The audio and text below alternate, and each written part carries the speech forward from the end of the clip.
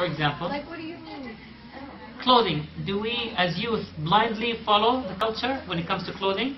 Or do we have our distinct, Islamic identity? Well, you can't blindly follow it if you don't want to follow it. Like, if you want to wear something, you're gonna wear it.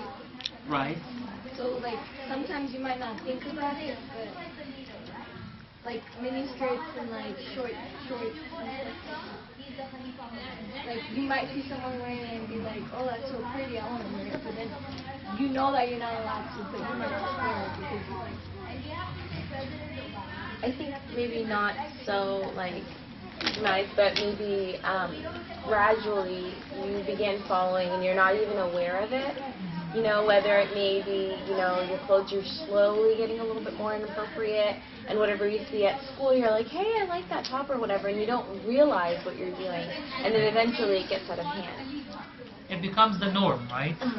And the media markets it so well that you feel that everyone is doing it, why can't we do it?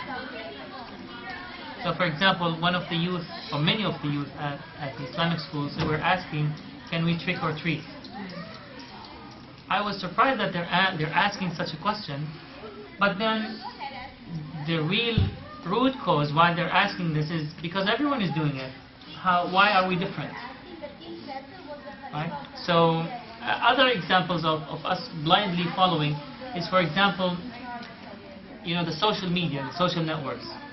Everyone is MySpacing or Facebooking or tweeting. Everyone starts doing it because it becomes the norm. It's fine. And then other things become the norm, but they're haram. For example, using drugs or abusing drugs.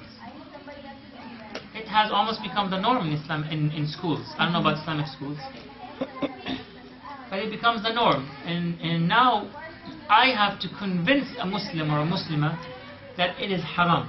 And they will argue back and say, it's not in the Quran. Can you tell me why it's haram? And so it becomes the norm, and then we find everyone doing it, so we want to do it. And many other examples of blindly following, because the culture we live in is overwhelming. And unless we know what we're doing, and unless we're confident of what we have, we may be tempted to follow others.